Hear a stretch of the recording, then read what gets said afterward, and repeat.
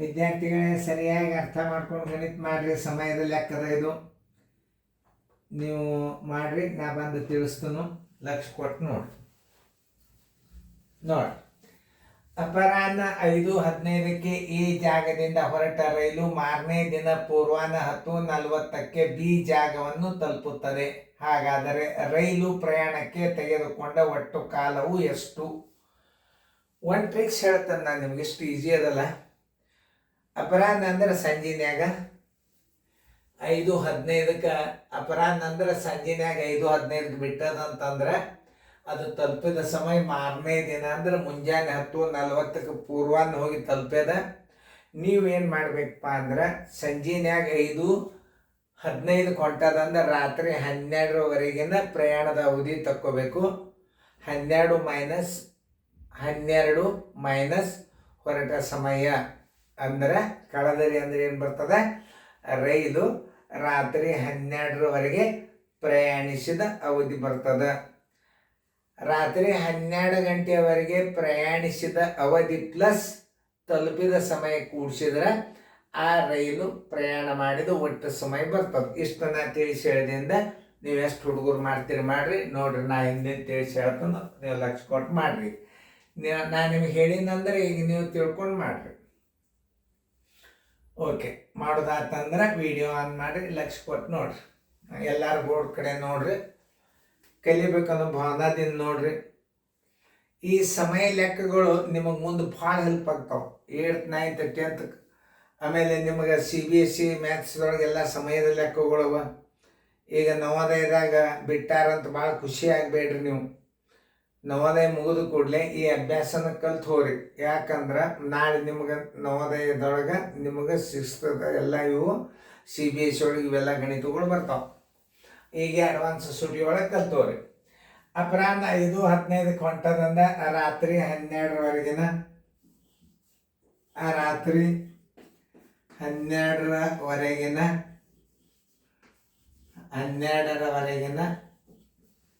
ಪ್ರಯಾಣದ ಅವಧಿ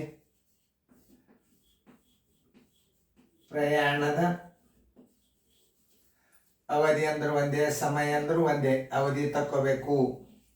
ಯಾಕೆ ನಾವು ರಾತ್ರಿ 12ರವರೆಗೆ ಬರ್ಕೊಂಡಿವಿ ಅನ್ನೋದು ಅದನ್ನು ಮೊದಲು ತಿಳ್ಕೊಬೇಕು. ಪೂರ್ವಾಹ್ನ ಹೊಂಟಿತ್ತಂತಂದ್ರೆ ಮಧ್ಯಾಹ್ನ 12ರವರೆಗಿನ ಅವಧಿ ಅಂತ ತಕ್ಕೋಬೇಕು. ಪೂರ್ವಾಹ್ನ ಹೊಂಟ್ರೆ ಮಧ್ಯಾಹ್ನ 12ರವರೆಗಿನ ಅವಧಿ ತಕ್ಕೋಬೇಕು.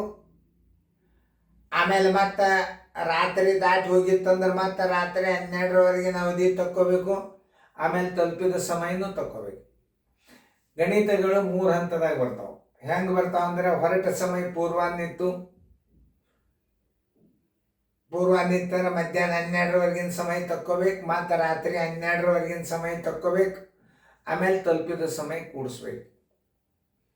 ಅದನ್ನು ಅಂಥ ಗಣಿತಗಳು ಬಂದಾಗ 2 ರೀತಿ ಒಳಗೆ ನಿಮ್ಮ ಟ್ರಿಕ್ಸ್ ಗಣಿತಗಳನ್ನು ತಿಳಿಸಿ ಹೇಳ್ತಾನಂತ. ಈಗ ನೀವು ಸಂಜಿನ್ಯಾಗ ಹೊಂಟದ ಅಪರಾಹ್ನ ಅಂದ್ರೆ ಸಂಜಿನಾಗ 5:15 ಹೊಂಟದಪ್ಪ ಅಂತಂದ್ರೆ ರಾತ್ರಿ 12ರವರೆಗಿನ ಪ್ರಯಾಣದ ಅವಧಿ ಯಾಕೆ ತಕ್ಕೋಬೇಕಂದ್ರೆ ಮುಂದೆ 1 2 3 4 ಅಂಕೆಗಳು ಚಾಲು ಆಗ್ತವೆ.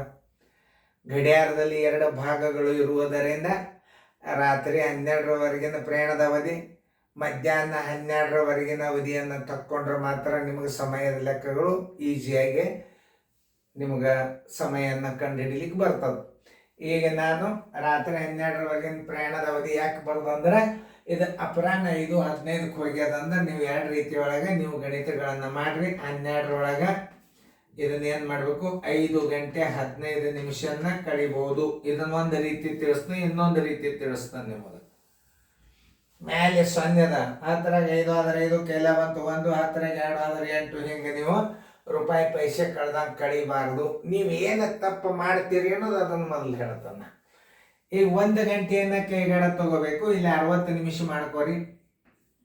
60ರಾಗ 15 ಕಳೀರಿ, 45 ಆಯ್ತು. ಆಮೇಲೆ 12ರಾಗ 6 ಆದ್ರೆ 6:45 ಏನು ರಾತ್ರಿ 12ರವರೆಗಿನ ಸಮಯ. ತಲುಪಿದ ಸಮಯ ಇದ್ರಾಗ ಕೂಡಿಸಿಬಿಟ್ರಿ ಅಂದ್ರೆ ಏನು ಬಂದುಬಿಡ್ತದದು?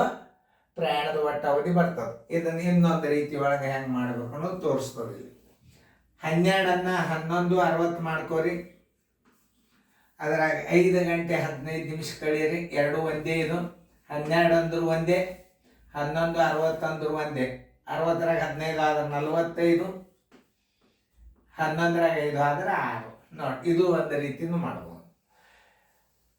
ಪ್ರಯಾಣದ ಒಟ್ಟು ಅವಧಿ ತೆಗಿಬೇಕಾದ್ರೆ ಏನು ಮಾಡಬೇಕು? ಪ್ರಯಾಣದ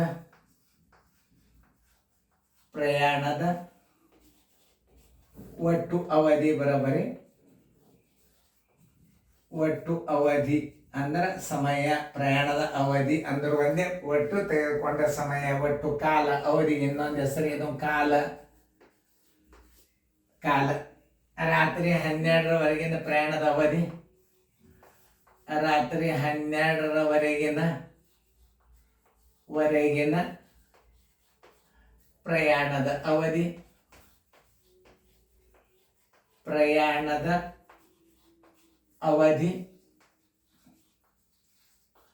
ಪ್ಲಸ್ ತಲುಪಿದ ಸಮಯ.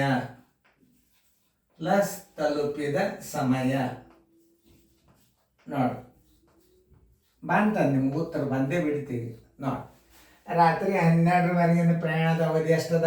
6 ಗಂಟೆ 45 ನಿಮಿಷ ಪ್ಲಸ್ ತಲುಪಿದ ಸಮಯ 10 ಗಂಟೆ 40 ನಿಮಿಷ. ಇಲ್ಲಿ ಸರಿಯಾಗಿ ಗಣಿತಗಳನ್ನು ತಿಳ್ಕೊರಿ. ಸಮಯವನ್ನು ಸಮಯದಾಗೆ ಕೂಡಿಸ್ರಿ, ಕೈಗಡೆ ಇಡಬೇಡ್ರಿ. 85 ನಿಮಿಷ ಆಯ್ತು, 45 40 85 ನಿಮಿಷ ಆಯ್ತು. ಇದು 16 ಗಂಟೆ ಆಯ್ತು.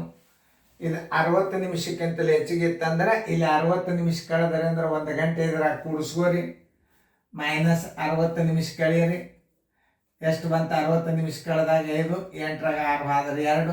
ಇದ್ರಾಗ 1 ಗಂಟೆ ಕೂಡಿಸ್ಕೋರಿ. ಅಂದ್ರೆ ಇದು ಎಷ್ಟಾಯ್ತು? 17 ಗಂಟೆ 25 ನಿಮಿಷ. ಆನ್ಸರ್ 17 ಗಂಟೆ 25 ನಿಮಿಷ. 17 ಗಂಟೆ 25 ನಿಮಿಷ ಎಲ್ಲದ ನೋಡ್ರಿ, ಇಲ್ಲದ ಉತ್ತರ ಸಂಖ್ಯೆ ಸಿ. ಇಂತಹ ಸಮಯದ ಲೆಕ್ಕಗಳನ್ನು ನೀವು ಕಲ್ತರಿ ಅಂತಂದ್ರೆ ನಿಮ್ಮನ್ನ ಕೈ ಹಿಡಿಯೋರೇ ಯಾರೂ ಇಲ್ಲ. ಇನ್ನೊಂದ್ಸಲ ತಿಳಿಸಿ ಹೇಳ್ತಾನೆ.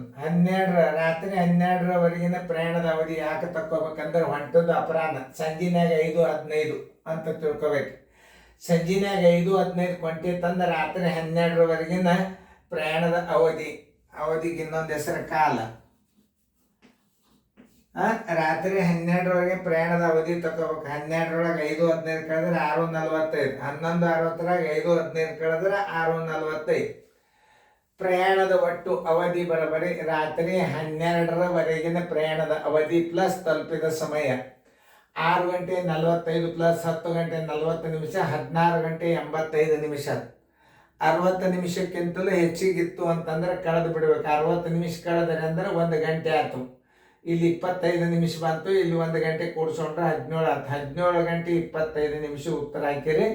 ಈ ಗಣಿತಗಳನ್ನು ಹೆಚ್ಚು ನೋಡುವುದರಿಂದ ನಿಮಗೆ ಮುಂದೆ ನಾಳೆ 8th 9th 10th 7ನೇ ವರ್ಗಕ್ಕೆಲ್ಲ ಸಮಯದ ಲೆಕ್ಕಗಳು ಬಂದಿರ್ತಾವ. ನಿಮಗೆ ಈಗಿಂದೇ ನವೋದಯ ಪೇಪರ್ ಮುಗಿದ ತಕ್ಷಣ ಈ ಕೋಚಿಂಗ್ ಅಭ್ಯಾಸ ಮಾಡಿರಿ. ನಿಮ್ಮ ನವೋದಯದ ಮೆರಿಟ್ನೊಳಗೆ ನೀವು ಪ್ರತಿ ತಿಂಗಳು ಪರೀಕ್ಷೆದಾಗ ಹೆಚ್ಚು ಅಂಕಗಳನ್ನು ತೊಗೊಳಿಕ್ಕೆ ಸಾಧ್ಯ ಅದ. ಚೆನ್ನಾಗಿ ಬರ್ಕೋರಿ ವಿದ್ಯಾರ್ಥಿಗಳು.